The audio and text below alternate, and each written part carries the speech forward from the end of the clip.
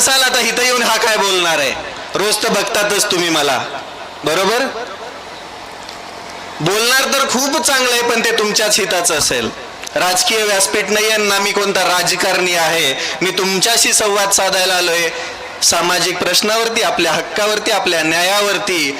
त्याच सोबत आपण सगळे शेतकरी आहेत, आपल्या शेतीमधून कसं सोनं पिकवता येईल त्याच्यावरती.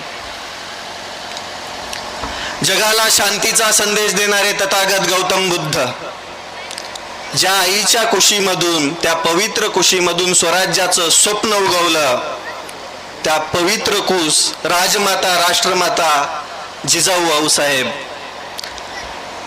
ते स्वप्न साकार करण्याचं काम हिंदवी स्वराज्याचे संस्थापक छत्रपती शिवाजी महाराज, श्री शिक्षणाची मुहूर्तमेढ रोवणारे क्रांतीशौर्य महात्मा ज्योतिबा फुले आणि क्रांती ज्योती सावित्रीबाई फुले, ज्या माणसानं कोणतंच पुस्तक वाचलं नाही, कोणत्याच शाळेत शिक्षण घेतलं नाही, तरी पण त्यांची ख्याती जगभरात पसरली, ती म्हणजे साहित्य रत्न म्हणून असे थोर साहित्यिक साहित्य रत्न अण्णाभाऊ साठे.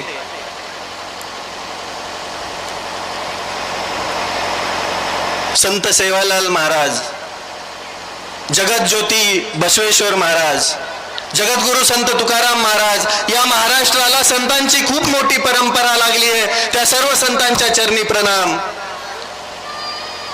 त्याच सोबत या देशामध्ये प्रत्येक तोडलेल्या मंदिराचा जीर्णोद्धार करणाऱ्या अहिल्यादेवी होळकर, या भारताला स्वातंत्र्य मिळावं म्हणून वयाच्या 23व्या वर्षी फासावरती चढणारे शहीद आजम भगतसिंग, राजगुरू सुखदेव, आणि या देशामध्ये झालेले, आपल्या देशाला लाभलेल्या त्या प्रत्येक महापुरुषाच्या चरणी दंडवत.